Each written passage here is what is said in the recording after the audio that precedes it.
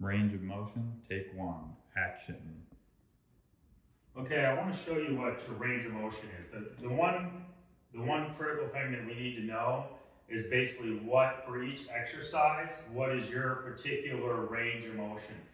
Everybody has a different range, and they're all going to be different. And once we know your range of motion, the machine will actually save it. So this is not something that we have to do for every time we use the machine and every time we do an exercise. But every time we first do a new exercise, we must teach it its range of motion. And so I'll go over that real quick.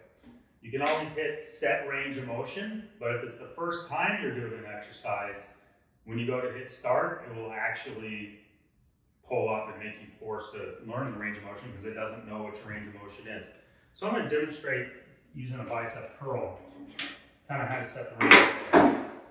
So it already knows my range of motion. It's set here. You can see my min position, my max position, and then the current position. That's where the cables are. So right now, the current position should be close to 0, which it says 0.5, because everything is kind of sucked in. So I'm going to hit set range of motion, which you're going to see.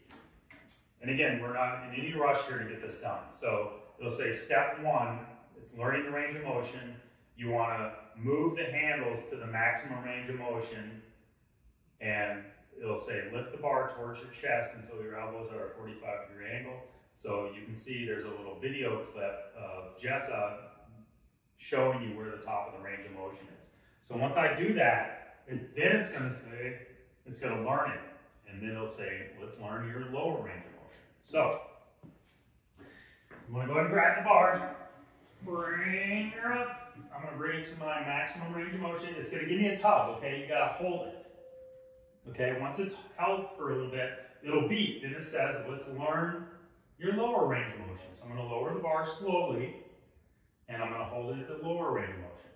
Okay, now it's set. So basically, it knows what my range of motion is supposed to be, and it's ready for me to do the exercise. And the exercise will not start until I hit this 42.2, which was my maximum range of motion. You don't really need to know all this stuff. Just know that your current position, 22, 21, see it's going down. But as soon as I get to that 42.2, that's when the exercise will engage. So I'm going to go ahead and bring it up. Here it goes. There's the 42. Boom, the exercise is engaging. I can see this is my current position as I'm going through the repetition.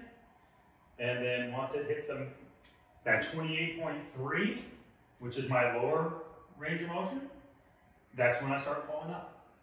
So this would be my correct range of motion for a bicep curl.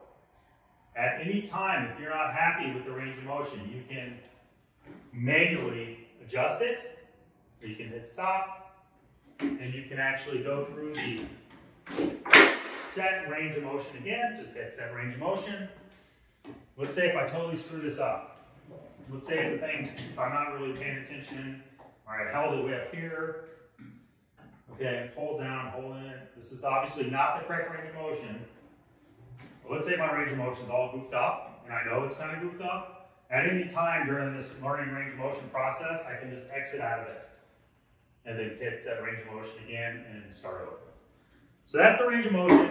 Just know that it's super easy to do, and once it's set once, you're pretty much not going to deal with it after that.